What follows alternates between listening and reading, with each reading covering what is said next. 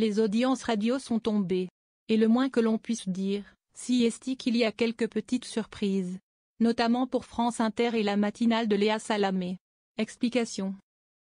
Ce mardi 8 juillet 2025, Médiamétrie révèle les audiences radio sur la période d'avril, mai et juin pour les stations généralistes mais aussi musicales. Lors de la dernière vague, celle de janvier à mars, France Inter s'était imposée comme leader confirmé, RTL avait passé un cap tandis qu'Europe 2 peinait à s'en sortir. Quelques semaines plus tard, qu'en est-il ? France Inter toujours large leader. Première information et pas des moindres, chaque jour, on compte 37,66 millions d'auditeurs, soit une baisse de plus de 500 000 personnes sur un an.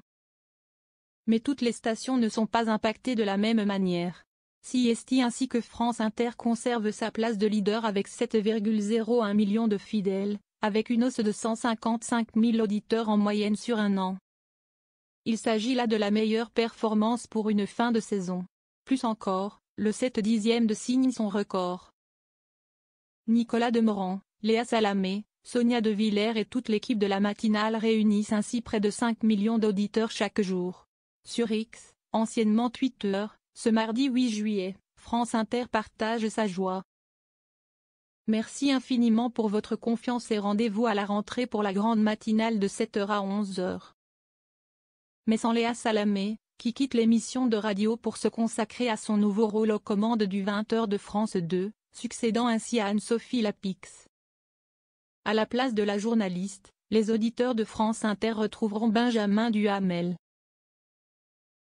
RTL conserve sa place de second avec ses 5,09 millions d'auditeurs et enregistre ainsi une hausse de 50 000 fidèles sur un an. De jolis chiffres qui devraient continuer d'augmenter à la rentrée. En effet, la direction de la station envisage de grands changements qui plairont certainement. Faustine Bollaert prendra dès fin août les commandes d'une quotidienne à 9h30. Alex Vizorek préparait le retour du kit ou double à 12h et Anne-Sophie Lapix est attendue entre 18h et 20h.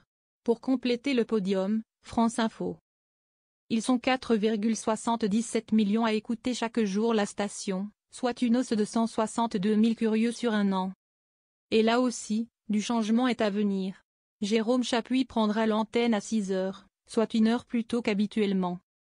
Ensuite, pas de Salia Braclia, qui a quitté la station, mais Agathe Lambray et Paul Aroutourou, désormais en charge de l'interview de 8h30.